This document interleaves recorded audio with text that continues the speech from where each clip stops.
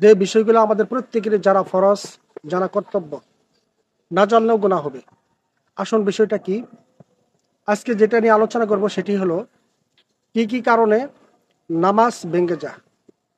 আমরা সবাই মুসলমান, আমাদের প্রত্যেকের জানার দরকার আল্লাহ সুবহানাহু ওয়া তাআলার যতগুলো হুকুম আছে তোর মধ্যে সর্বশ্রেষ্ঠ হুকুম হলো 5 ওয়াক্ত নামাজ পড়া। এত কষ্ট করে আমরা নামাজ পড়ি, সেই নামাজ যদি না হয় তাহলে এই নামাজ পড়ে কোনো লাভ আছে? এই জন্য আসুন জেনে নেই কি কি কারণে নামাজ পড়লেও নামাজ হবে না, নামাজ ভেঙে যাবে। আসসালামু আলাইকুম ওয়া রাহমাতুল্লাহি ওয়া বারাকাতুহু। সম্মানিত দর্শক শ্রোতা, ভাই ও বন্ধুগণ, আপনাদের সামনে আজকে এমন একটি বিষয় নিয়ে আলোচনা করব যে বিষয়টি আমাদের প্রত্যেকেরই জানা প্রয়োজন। যেটি হলো আমরা যে আল্লাহ তাআলার হুকুম 5 ওয়াক্ত নামাজ পড়ি, এই নামাজটা কেমনে সহি হবে, আর নামাজের মধ্যে কি কি ঘটে গেলে নামাজটা নষ্ট হয়ে যাবে, নামাজ ভেঙে যাবে। সেই নামাজ ভঙ্গের 19টি কারণ রয়েছে। আজকে আমি আপনাদের সামনে 19টি কারণ এক এক করে তুলে ধরছি।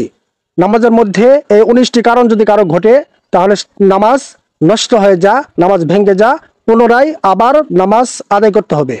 আসুন জেনে নেই সেই 19টি কারণ কি কি। 1 নম্বরে হলো নামাজে অশুদ্ধ পড়া, নামাজের ভিতরে কথা বলা, কোনো লোককে সালাম দেওয়া, সালামের উত্তর দেওয়া, উহ আহ শব্দ করা, বিনা উজরে কাশা, আমলে কাসির করা, বিপদিকি বেদনাই শব্দ করিয়ে কাদা, 3 তাসবি পরিমাণ সময় সতর খুলিয়ে রাখা, মুক্তাদি ব্যতীত অপর ব্যক্তির লোকমা লওয়া, সুসংবাদ ও দুঃসংবাদের উত্তর দেওয়া, নাপাক জায়গায় সেজদা করা, কেবলা দিক হইতে সিনা ঘুরিয়ে যাওয়া, নামাজে কোরআন শরীফ দেখিয়ে পড়া, নামাজে শব্দ করিয়ে হাসা, নামাজে সাংসারিক কোনো বিষয় প্রার্থনা করা, হাসির উত্তর দেওয়া, নামাজে খাওয়া ও পান করা, ইমামের আগে মুক্তাদি দাঁড়ানো।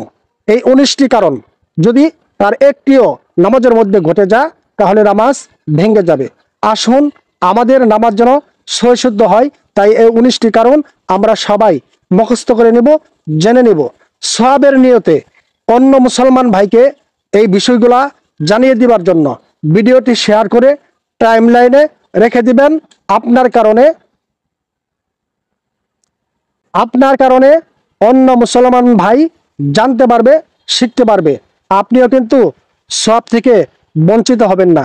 তাই সওয়াবের নিয়তে সবাই ভিডিওটি বেশি বেশি শেয়ার করে দিবেন। ধন্যবাদ সবাইকে। সবাই ভালো থাকবেন, সুস্থ থাকবেন। আল্লাহ হাফেজ।